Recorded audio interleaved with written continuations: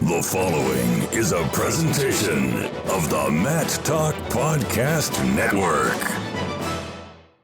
Hi, I'm Jason Bryan from the Short-Time Wrestling Podcast and founder of the Matt Talk Podcast Network. Shows on the network are individually owned and operated, and those opinions presented and expressed may not reflect others, the sponsors, patrons, or the parent network. Find more shows about the greatest sport in the world at the Matt Talk Podcast Network at matttalkonline.com.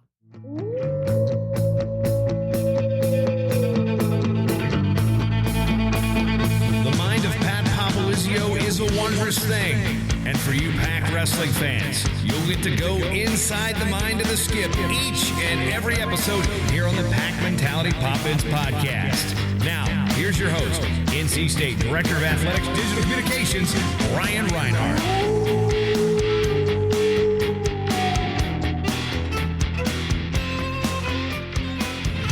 Welcome to a brand new episode of the Pac Mentality Pop-Ins podcast. I'm your host, NC State Director of Athletics Digital Communications, Brian Reinhardt, and we are sitting at episode 72, and even better than that 72nd episode, we are getting oh so close to the college wrestling season. Sitting here just a couple weeks away where the NC State wrestling team will return to action. And what better way to preview a season than to talk about NCAA rankings and where our guys sit? And Pat Popolizio, he's out of town. He's not on this episode. So I kind of went against his rules and something he doesn't like to talk about. We're going to talk about preseason rankings. Joining us, our annual tradition from the openmat.com. We have Earl Smith. Earl, thanks once again for joining us and talking some preseason wrestling rankings here. Yeah, glad to be here. Got big shoes to fill trying to sub in for Coach Pop, but I will do my best. You really don't. He's only on every other episode, so.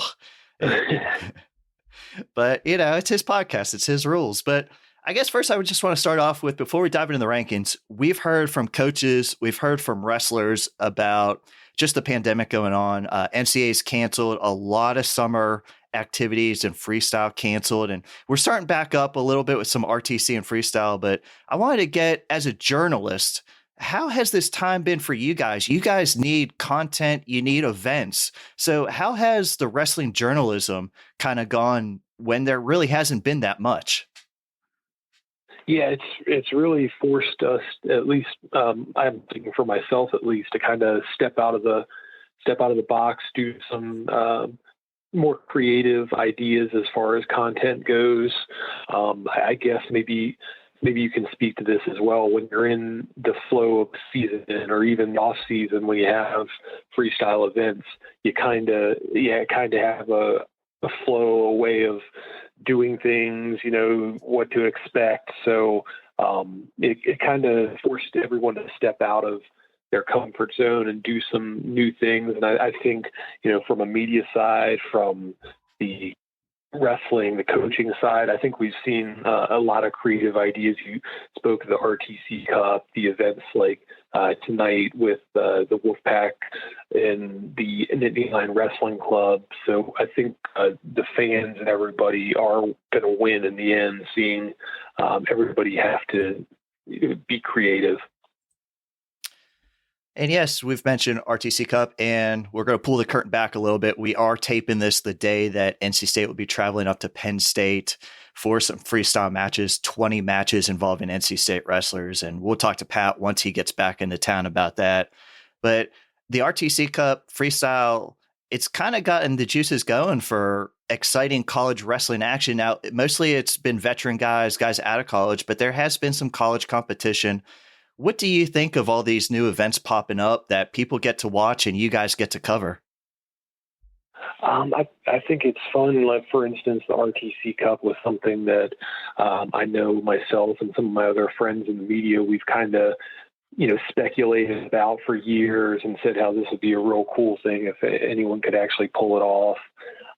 So that's been fun events like that. I wonder how it'll be, you know, let's hope next year as we're leading into the regular season, If it's a normal year like we've been accustomed to, are we going to see these type of events like that? Coaches are willing to do them right now to just get their guys mat time after being away for so long. But, next December, they're going to be feeling the same way. So I'm just interested to see how that continues and grows. Now we're going to be talking college wrestling season, something everybody's excited to. The NCAA championships did not get to happen in last March, and it was a little bit of a delay to the season, but it looks like everybody's going to be gearing up early January. NC State's schedule is out, a couple other ACC teams, still waiting for some ACC schedules. Very shortened season. I wanted to ask you, no open tournaments, no Southern Scuffle, no Midlands. The first tournament that these guys are going to be hitting are those conference championships and then the NCAAs.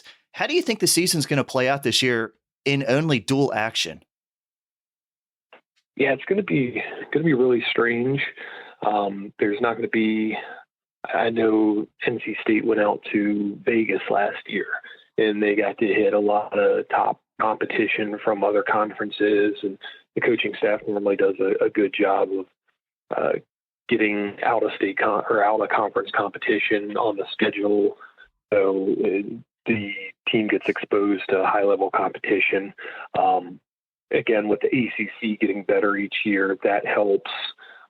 So I'm sure the coaches would like to be able to wrestle the Big 10 or the Big 12 or some of the top teams from the EIWA, which won't happen as much. And then, as you alluded to, I'm sure everybody's going to be, I don't know if nervous is the word, but not having the 2-day tournaments and 2 weigh-ins until you get to the NCAA tournament. So that's not ideal, but just with the way everything's gone, I think it's going to be, fluid situation and everybody kind of just doing their best to roll with the punches. I think it will be interesting. You kind of touch on that 2-day weigh-in. The ACC championship, that's just a 1-day event. So even our guys aren't going to unless they go back to back with some duels here, which really we're not planning on right now. It's going to be very interesting. A short plug, ACC championships, Reynolds Coliseum later this year. So I think we should just dive into the season 2. NCAA championships. Pat says he got an email from the coaches about allocations or who's getting a bid. As a media, how the heck do you think allocations are going to go, or who's going to be wrestling in these? It doesn't look like guys are going to have many more than 10 matches this year heading into the NCAA championship. So who do you think gets invited? Are preseason rankings really going to be an important factor this year? That's exactly what I was going to say. And it's funny because lots of times the media, the coaches, people say rankings aren't everything. Rankings don't mean anything. They're, just paper, things like that. But without all of these top ranked guys hitting each other throughout the year, they are going to mean something if there isn't much movement going on throughout the regular season. So, that's going to be interesting to see how that plays out.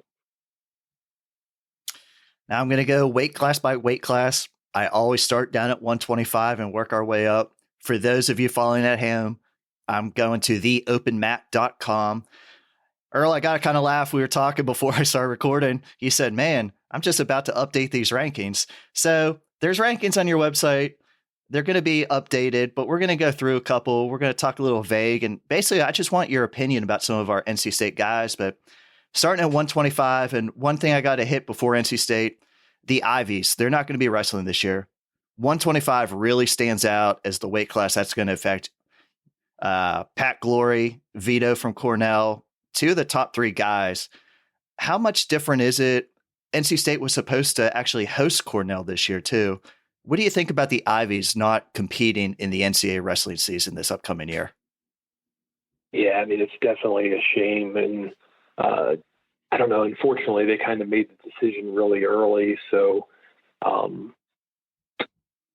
don't know. I would have liked to see them have more. Obviously, would have liked to have them compete and see the conference let it play out a little bit. But, that is what it is. And it's really a shame just because with the way Cornell's been a power for almost the last 20 years. But teams like Princeton have emerged as national players, and the other schools have started to recruit really well. So there are going to be a lot of high quality kids that are not going to be competing because they're in the Ivies.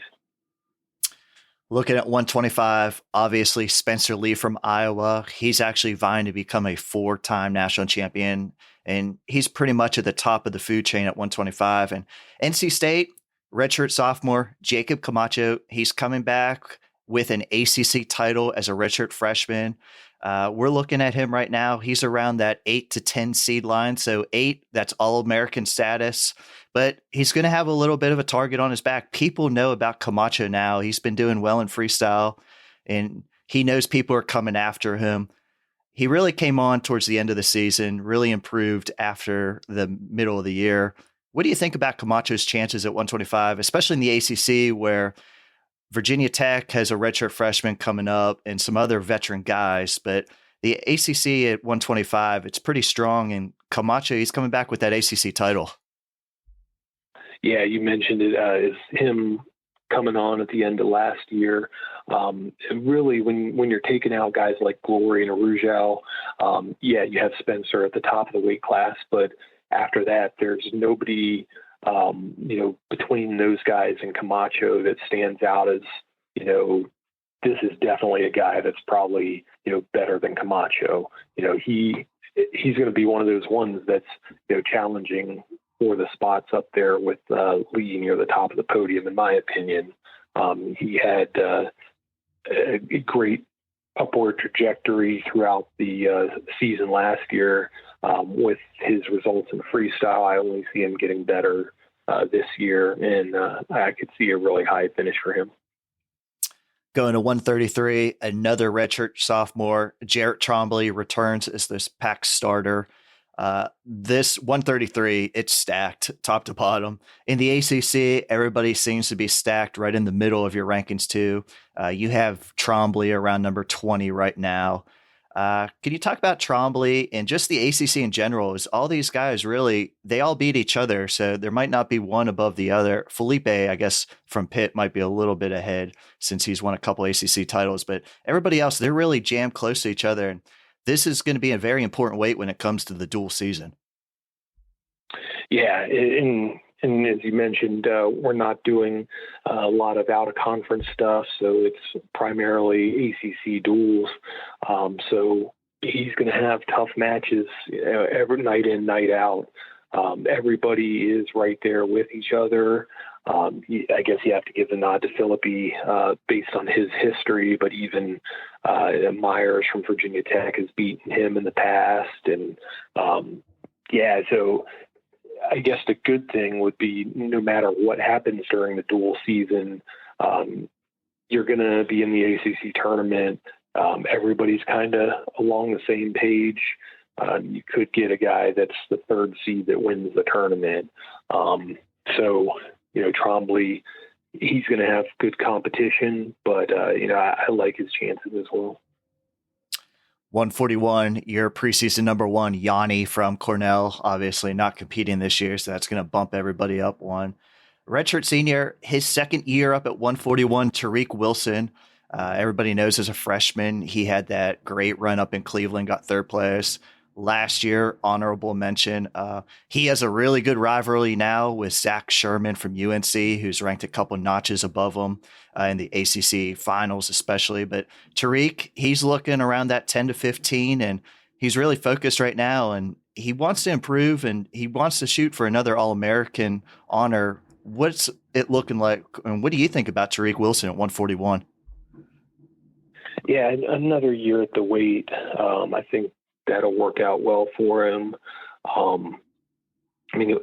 He's a guy, I look at the ranking and it just feels like I don't think he can finish higher than that. I feel like he will finish higher than that. And, I could certainly see something more in line with his freshman year, opposed to, sophomore or junior season. I mean, that's not that he didn't have, good seasons then either. But, that matchup with Zach Sherman, that's one I definitely want to see. And, hopefully we'll get to see it at least twice. Up at 141, you have Austin O'Connor from North Carolina, preseason number 1. Also a fine silver. There were 4 of them. Now they're down to 2, but fine silver is back in the rankings at 149. NC State, kind of 149. It's been a competition the last few years. AJ Lighton returns. He was the starter last year. We have Matt Grippy, and freshman Ed Scott might throw his hat into the ring here. So we could be seeing a few different people for NC State. They definitely will need to get some wins to get up in those rankings, but 149, O'Connor stands out from UNC as he's a preseason number 1, but this is a spot NC State needs to improve a little bit. And what do you think about the conference overall at 149? Yeah, you mentioned O'Connor. I got to see him at the Tar Heel Open they had, and he had a very impressive win at that event. It's going to be another tough weight class. You mentioned Ed Scott.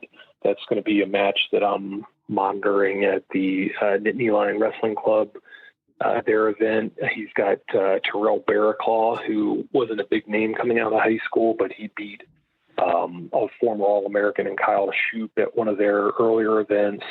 And so he has Ed Scott. That's going to be kind of a good barometer as to where he is. And, something we haven't talked about before or yet is kind of the NCAA giving a year to the kids that are competing this year. So you may be more likely to see true freshmen if they're ready to go. And then it's also funny as we're talking about maybe these guys could compete one more year when we assume they're seniors right now. So, but as far as 149, yeah, that's certainly a spot where NC State could improve upon their ranking. Hey, Wolfpack Wrestling fans, we are halfway through talking preseason national rankings with Earl Smith of the openmat.com. And for those that listen to our podcast on a regular basis, they would be worried if I didn't take a quick timeout and plug some of our current NC State wrestling content. Of course, you can continue to listen to each and every new episode of the Pack Mentality Pop-Ins podcast by subscribing and downloading it on your favorite podcasting platform. Just search hashtag Pack Mentality and you will get each and every new episode throughout the upcoming season. Please follow us on Twitter. We are at Pack Wrestle for all the latest information on the NC State wrestling team as we head into this new season. We're also on Instagram at Wolfpack Wrestling, and there you can get a behind-the-scenes look at the Wolfpack Wrestling program. And finally, a new venture we have just started is the Wolfpack Wrestling Club is now on Rockfin. You can subscribe to the Wolfpack RTC's Rockfin channel at rockfin.com/WolfpackWC and get all the latest content from the many events our current RTC guys participate in. As always, thank you for following along with us. There are no better fans than Wolfpack Wrestling fans. I think you brought up a very good point. We're so used, the ACC has really improved over the last couple of years where most of your top freshmen, they were redshirting. They were sitting out a year. They didn't have to compete right away. This year, no one has to redshirt. You can throw someone out there right away. We actually, you might not hear or know a lot about the freshmen that are going to be competing. How hard is it to gauge a true freshman into your rankings sometimes? Yeah, I some people believe you can do it right off the bat. I like to at least see them compete and before putting them in the rankings. I think that's kind of out of respect to the guys that have been in there winning matches and, going to nationals and stuff like that. And again, this year it's going to be different where you don't have an open tournament or two at the beginning of the year to see them wrestle 8 to 10 matches. They may just get thrown out in that first dual meet or the third dual meet, however it works out. So that's going to be another thing that's going to be unusual, monitoring those true freshmen. 157. And I'm not sure what to say actually about Hayden Hidley sometimes. We all know about him, his accolades. He's sitting at second. He took a loss to Deacon last year, and Deacon's the number 1. He's done a lot of freestyle this summer, senior nationals, RTC Cup, and he's actually in the domestic rankings now for freestyle. He beat David Carr, who's you have at number 3. I guess you really don't need to say much about Hayden, but this is a weight class. Those top 3 to 5 guys, it could be really competitive and really come down to the end. 157, I know because maybe we have Hayden up there and he's always near the top. It's one of my favorite weight classes. What do you think about 157? Yeah, I love seeing it, and I love seeing guys. We have just looking at the rankings. I think the top 5 guys represent 5 different conferences. So I don't know. For me, just kind of the fan part of it, maybe seeing the 2 guys from the Big Ten finals meeting in the NCAA finals, it doesn't seem as exciting to me as if you have a guy from the Big Ten, a guy from the ACC, and the Big 12, all in the semifinals. Maybe they haven't met. You're not sure how these matches are going to play out. So that's fun for me as a fan. And I mean, what can you say about Hayden? He's going to go down as one of the greats in program history, and he certainly has what it takes to walk out Saturday night at nationals as a champion. Looking at 165, another ACC preseason number 1, returning from a Olympic redshirt, Mikhail, Virginia Tech, a former NCAA champion. This weight class, wow, ACC has 3 guys here in the top 8 right now. Of course, NC State, Thomas Bullard coming back, looking for that All-American honor on the mat. This is really competitive top half of the weight class here. And I'm not even including, you have Kennedy Monday halfway down, and we know what kind of wrestler Kennedy Monday is. So 4 wrestlers here for the ACC all have a real legit shot in All-American honors. Yeah, I mean, this is one where these duels are going to be important for conference seeding, and then conference finish for NCAA seeding, more so than maybe on the other weight class in the ACC. So, I like where Bullard's at. He's wrestled Mikhail tough in the past. He just needs to be able to. It's probably easier said than done because not very many people have figured out how to score on Mikhail. But if he can close the gap, and maybe something happens. Looking at 174, brother Daniel Bullard. I just talked about how great 165 is. 174 in the ACC, you have 4 guys in the top 12. That's pretty remarkable depth right there. A Fine Silver coming back from redshirt, your highest guy. But Daniel Bullard, another guy, he would love to join and get All-American honors just like your brother. And everybody loves watching the Bullards. How do you see 174? And it's got a lot of depth here in the ACC.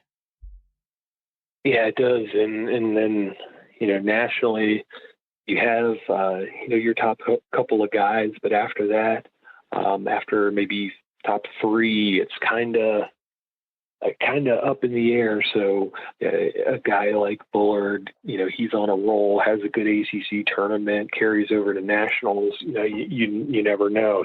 He could be one that surprises people and has a really high finish at nationals.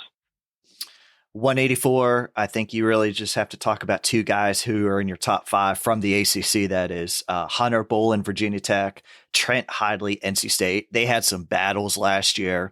It was usually a 1-move bout.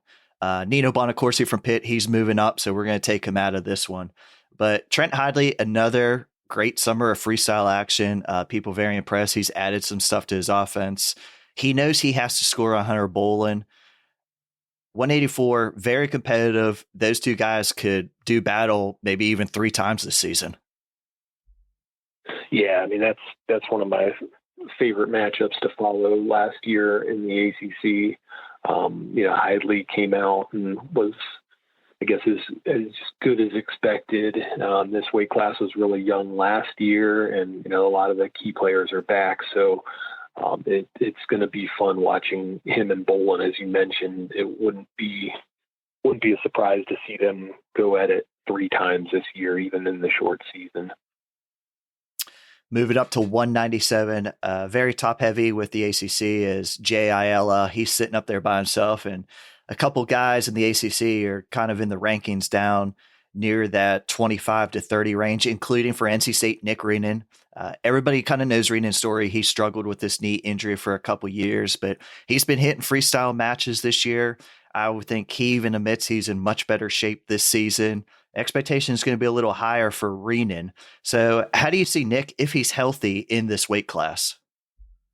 It's funny, I probably mentioned this to you last year when we talked, but I went up to Ohio State for the dual meet 2 years ago at the beginning of January. And I was talking to my friends who are all Ohio State fans. And, I was saying the way Reenan's looked this year, he's going to be in the 184 final, the NCAA finals opposite Miles Martin. And, that's kind of when injuries struck for him. So I've always been super high on him. And if he's in shape, like you mentioned, we're going to see him hopefully this evening against a good competitor in Michael Beard.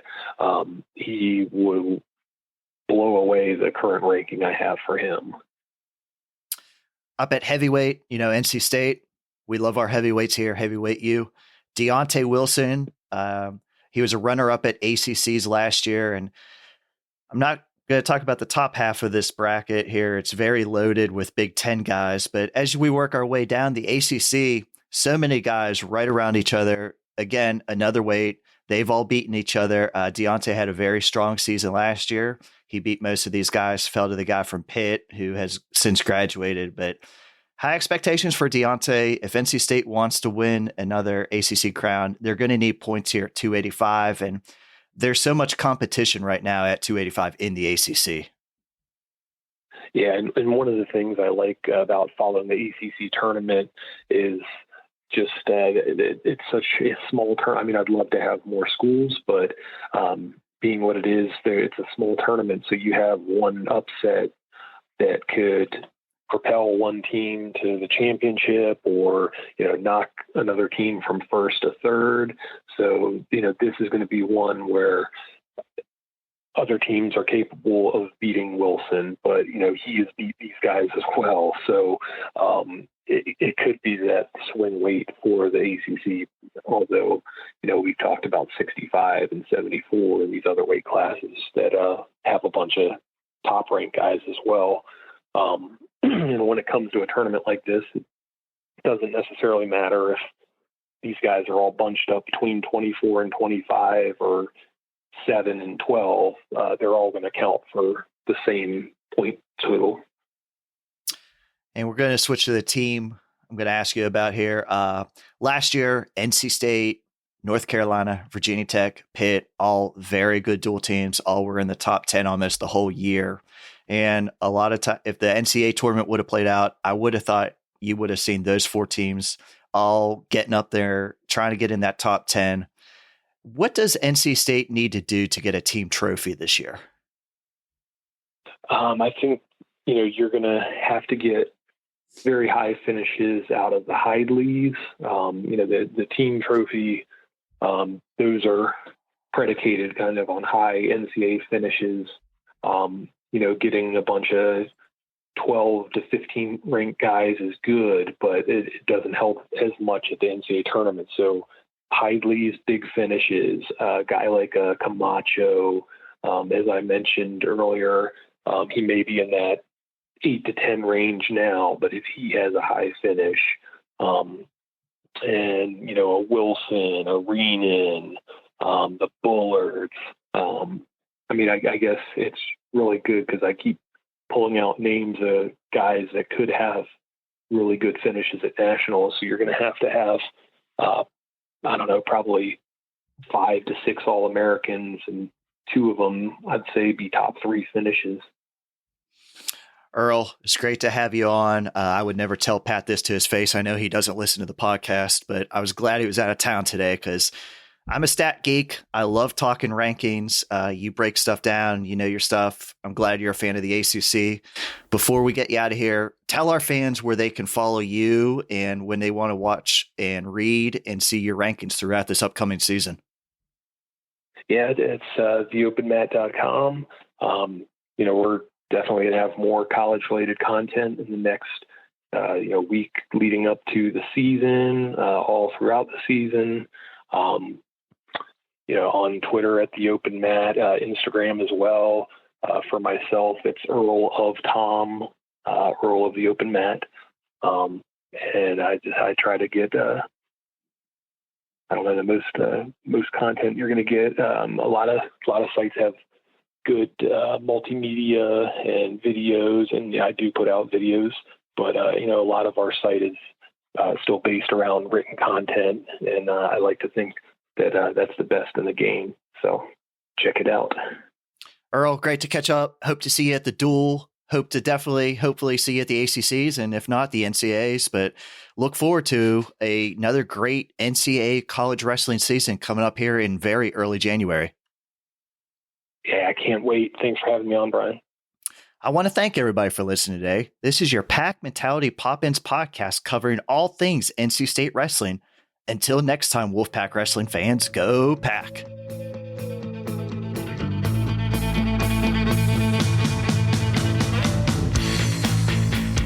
Mentality Pop-Ins podcast is produced by the Mat Talk Podcast Network. For more wrestling podcasts, go to mattalkonline.com.